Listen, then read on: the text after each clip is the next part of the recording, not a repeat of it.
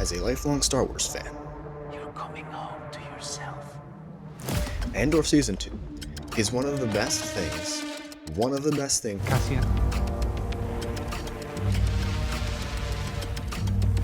You'll be here. but that's not to say it's without its problems.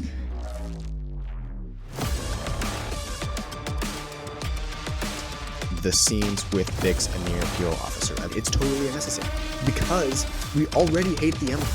You make this decision long ago. The Empire cannot win. You'll never feel right unless you're doing what you can to stop it.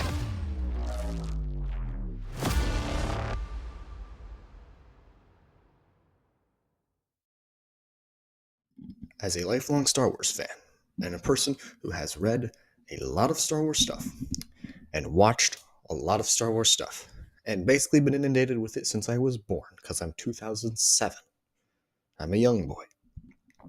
Andor Season 2 is one of the best things to come out, but that's not to say it's without its problems.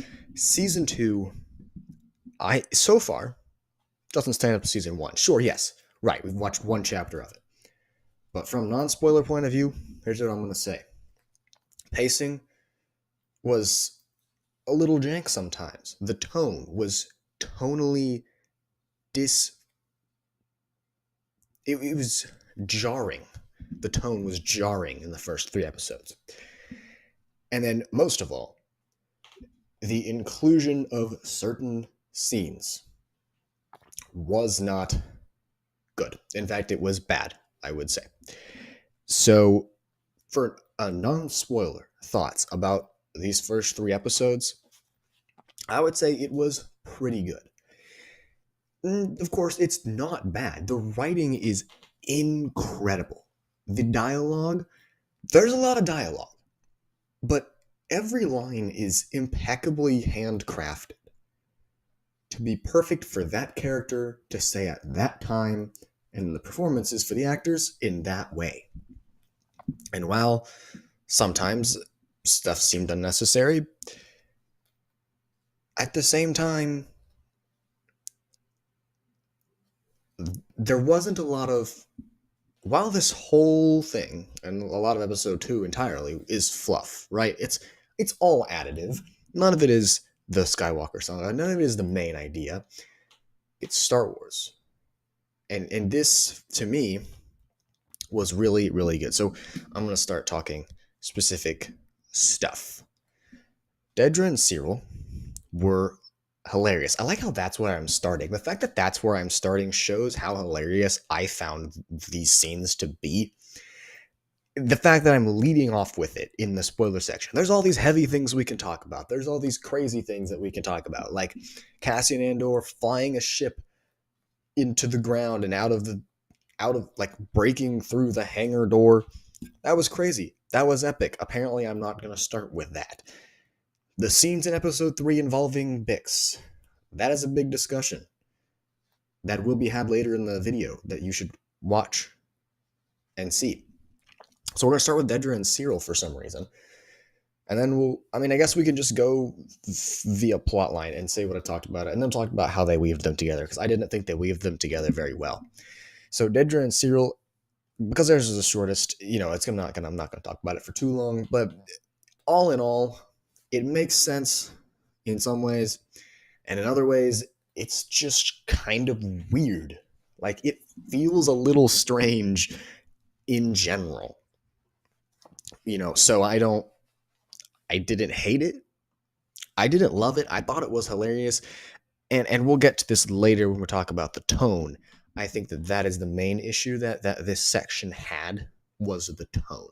But we'll move on to Mon Mothma and Luthen Rael, kind of their storyline. Now, we learn that some stuff happened, and this was pretty confusing. Even the way the characters explained it, it is a very roundabout way of discussing it, because they kind of have to be, right? They have to be roundabout so that people don't figure them out.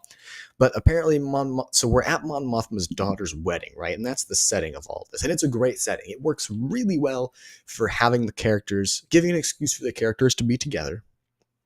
And also, providing spectacular backgrounds for the scenes and great opportunities for the characters to be double-faced.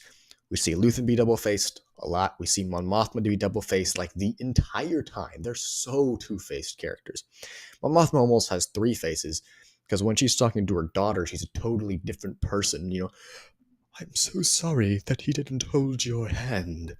Like, Mon Mothma does not care about that. The only reason that this is happening is so that she can get a charity set up so that she can give money to the rebellion.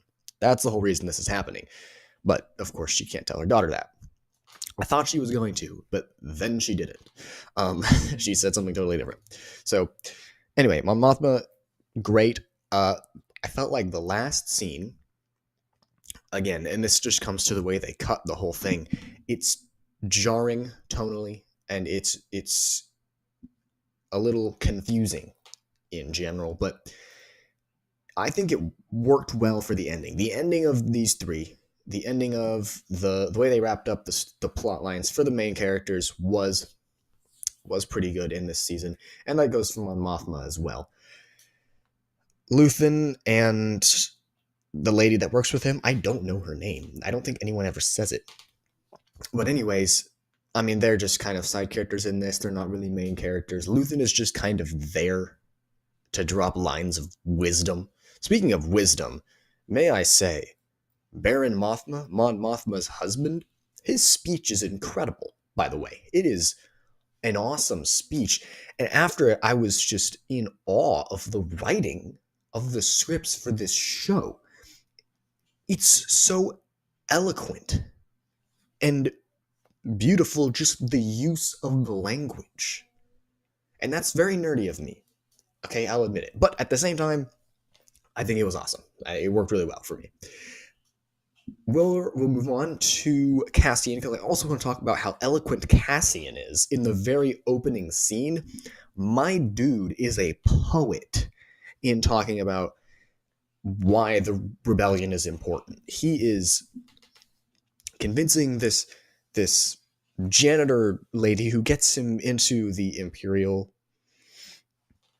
Sinar construction facility, whatever. He's a test pilot, whatever. The person who allows him to steal the ship. She is like having doubts, and Cassian does an incredible impromptu speech. I've got to say, impromptu. Again, the writing is just incredible for this show. See, I called it a movie because we got basically 2.5 hours of content.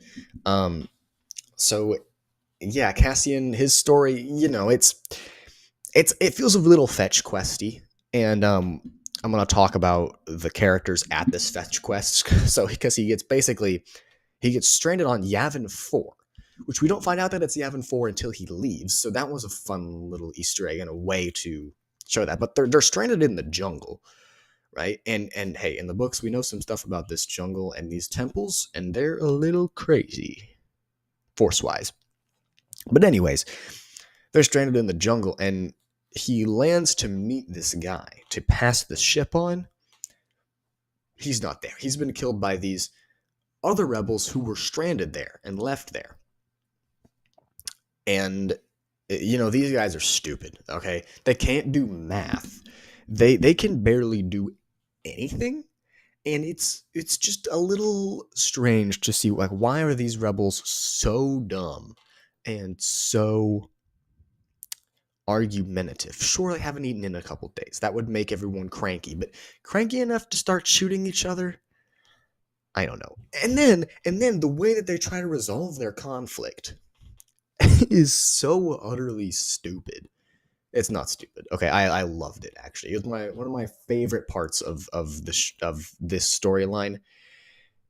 One of my favorite parts of most of it. They come up and you think they're gonna like duel because they say this term that Cassian has no clue what it means, and he asks, and the guy's like, it means total submission. And then they come up and they're like, choose your second, and they each bring up a second, and they get up real close to each other. I thought they were going to wrestle. Total submission to me seems wrestling, right? But no, they play rock, paper, scissors. They play rock, paper, scissors to decide the future of their entire group. And I don't know why they thought, what did they think? I don't know. I thought it was hilarious.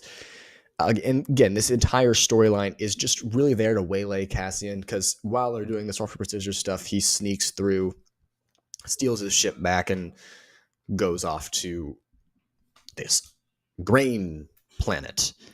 We never get the name of it. I thought it might be Gorman at first, because Gorman is apparently important because they have some kind of metal that Director Krennic needs, and that was a weird meeting as well. It felt pretty boring to me. Like, why did we watch a commercial for Gorman for so long? It was like 2 minutes of this commercial for Gorman that we didn't know why it was important, because Director Krennic doesn't explain it until after the commercial is over. And then we spend, the next 20 minutes listening to pitches from these different random Imperial people he brought in, only for him to just give it to Dedra. Like, who would have guessed that it's going to the only other named character in the room? Sometimes, knowing people beforehand in a show can mess up some suspense, because you're like, all right, Dedra is going to get this because she's the only other actual character in the show who's there.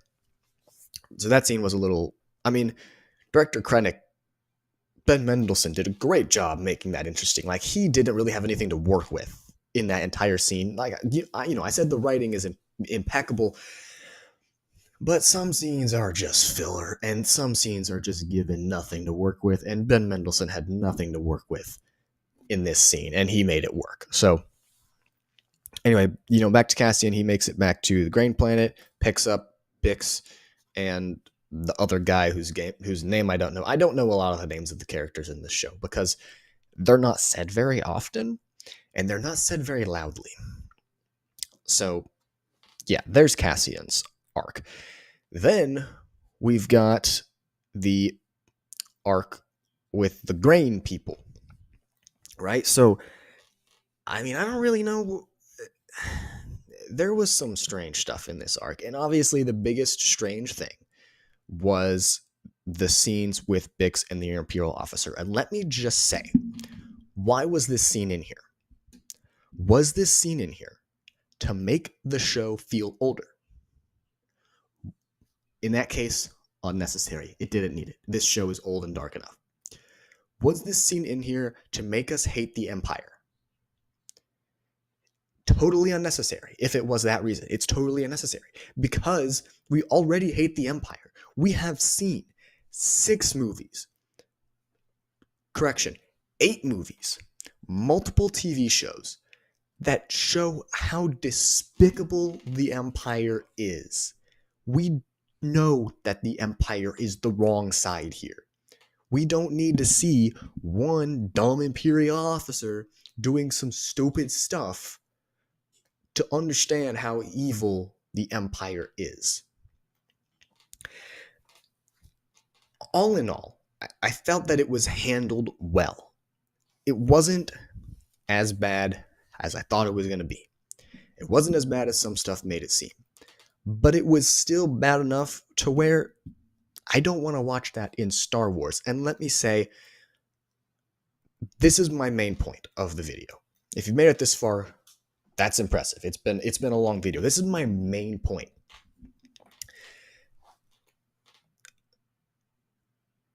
What makes Andor great is also what makes it not work.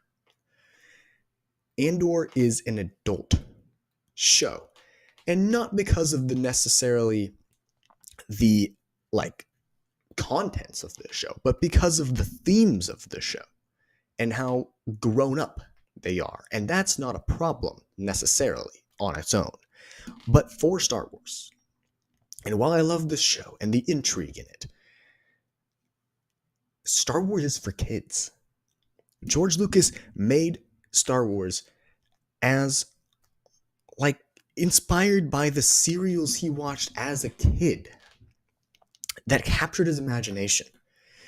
The problem with Andor being based off of history, which is cool, is that it doesn't necessarily capture the imagination.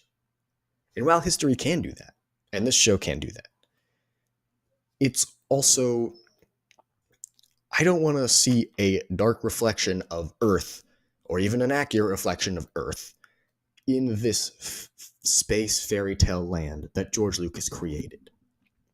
And while I sometimes don't like it when people say, this doesn't feel like Star Wars, this isn't what George would have wanted, because George isn't in charge of Star Wars anymore.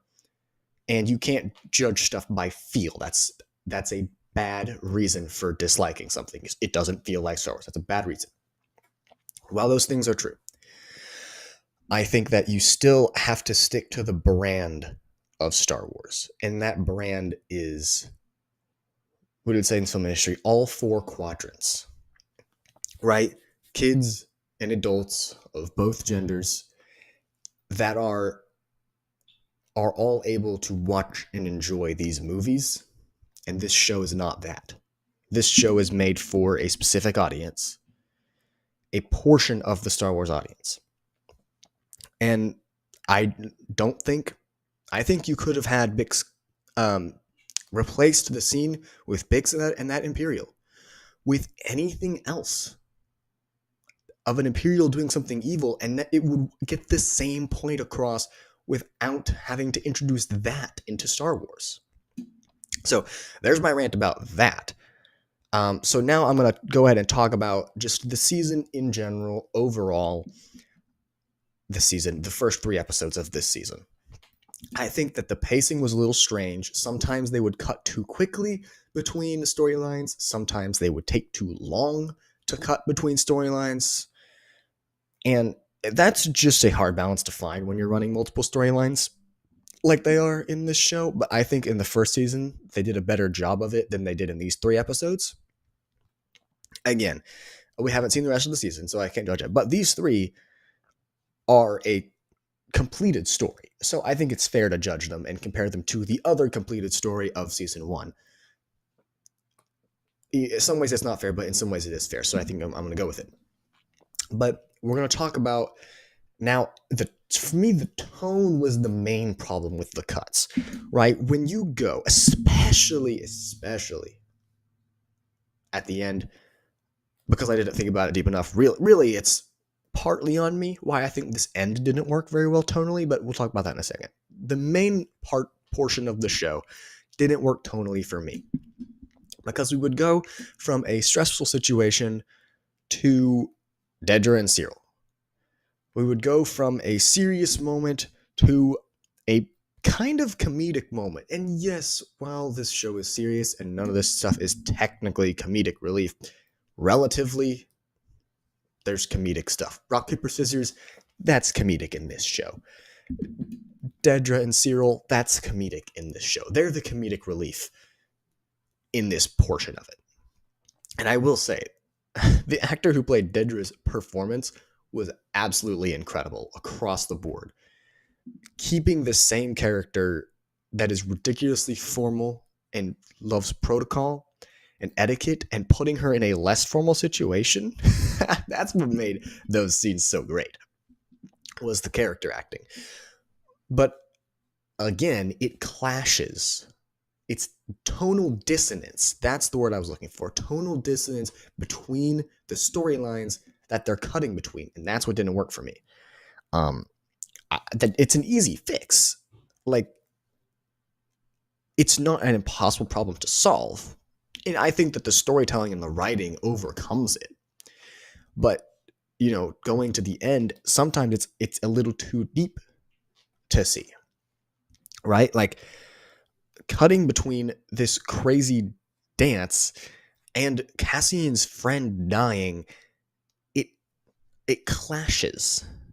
It doesn't work necessarily. And whenever you start to think about the fact that Mon Mothma is trying to dance away the guilt that she kind of accidentally ended up ruining her friend's life, and obviously it's not fully her fault, but she feels that it is her fault, you have to think about that to understand it. And in the moment, I did not, because I was wrapped up in Cassian's story with Bix and their friend from Ferrix. So this show requires thought, and that is a good thing for a show to have. Like I said, the writing in this show is impeccable. The dialogue is incredible. there are a couple problems with it. There are going to be problems with everything. So I would give these first 3 an 8 overall, because they're really, really good.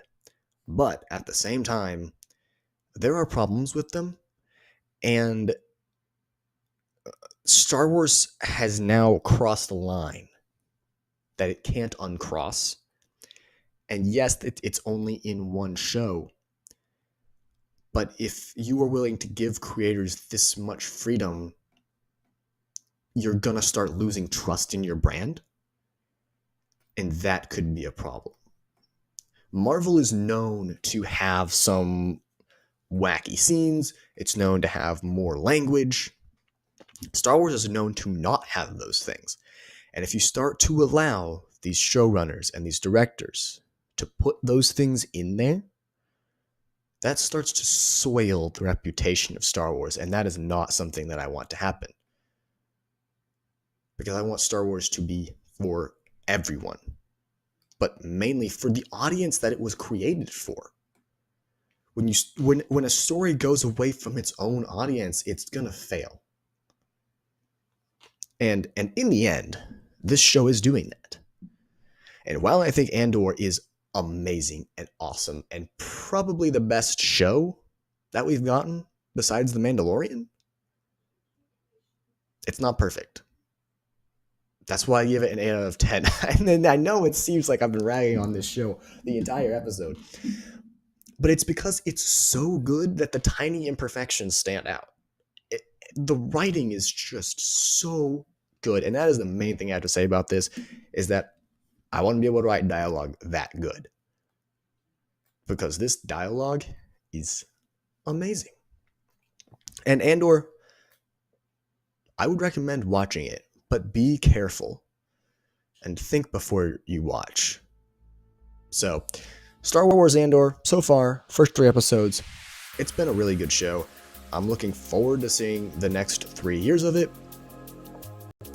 meaning the next 3 in world years, because it's coming out over the next 3 weeks.